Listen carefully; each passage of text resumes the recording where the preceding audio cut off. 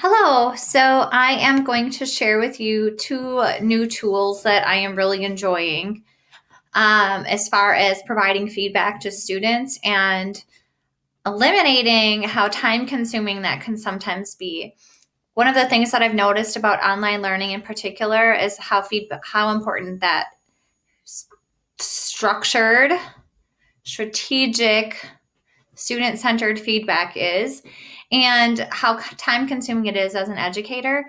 And so I'm just going to show you a few tools that I've figured out with both eAcademy and a new Chrome extension that I'm excited about called TextBlaze. So, first of all, I want to show you. First, I'll talk about TextBlaze. So, TextBlaze is an extension that I figured out. So, I'm going to go ahead and I'm going to show you what TextBlaze looks like. So, what you can do with TextBlaze is you can create a shorthand snippet for common feedback that you need to give to parents or students. So, for example, I can have a backslash imagery 4. So, like the 4 on the rubric for me, as far as the essential standard in creative writing, as far as the use of imagery, sensory details, and figurative language in writing.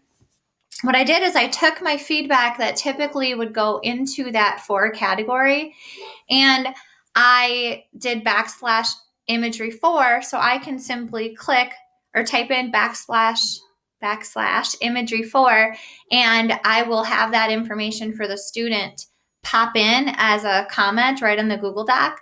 And I went right through my rubric. So then I have backslash imagery 3, backslash imagery 2, backslash imagery 1. So all the way down to a developing student or a student who needs work and attention.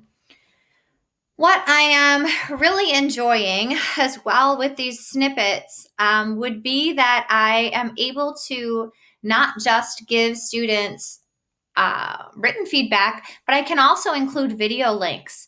So, for example, if I realize that a student really needs help with, let's say a student really needs help understanding how to use this claim evidence reasoning format in writing, I can simply type in backslash CER. And what the student is going to see, they're going to see me giving them a reminder, but they're also going to see a video link where I'm really explaining claim evidence reasoning specifically. And so they can kind of refresh their own memory using the notes. Similarly, as far as like writing a literary analysis essay, if the student is really off track and I can tell that they just do not understand the essay format that I'm asking them to use, how to incorporate evidence effectively, how to reason, I can give them this detailed feedback, and it can include a video of me providing the notes, a model paragraph where I'm writing in front of them and showing them how to carefully work this information in and reason using sentence starters. So anyway, what I love is the time that this is saving, and now I want to show you how that works. So let's just say that I am providing feedback to the student on the Google Doc right now. I can open up the comment. I can open up a new comment. Okay, I guess I'm not doing it right there. Let's do it like this. So I can make a comment for the student. And now I can just click that backslash CER. There it all goes in for me. And all I would have to do then is click comment, and all of that feedback is ready for that student, including that video link that they need. I can use this in IC to send parent emails. I can use this in Canvas to give feedback or to provide comments. So it's very versatile. And again, the other thing I want to show you is that I also like that I can take the different categories from my more traditional rubrics, and I can give that specific feedback to the student that way if I want. So I would just click another comment. Maybe I'd say imagery 4. And, this says, hey, you really mastered the art of showing and not telling. It gives them that specific feedback where I see them at that particular moment. So I have found this to be very effective as an online educator, to have those comments that you feel like you give again and again about how to improve. And I love that I can include videos to help teach them then what it is they're not exactly getting, so that they not only find out, hey, I'm not meeting Mrs. Harchis' standards, but they also then can watch a video or like a short, some short notes, me delivering those notes on how to improve that practice. So this also works in eAcademy. So here I am in an eAcademy assignment. Again, I can do the exact same thing. I can do CER, and it's going to pop into here in eAcademy for me. But what I want to show you in addition, those of you who are Buzz eAcademy teachers, I want to show you something else that I've realized that I find to be really useful. So I am able to take a rubric. Let me just go ahead and find a rubric for myself in one of my courses. So I could go into, let's say, Reading for College Success. Just wait, let me get in there. So I can go to my Reading for College Success class, and let's say that I am grading predictions, questioning, and context activity for my students.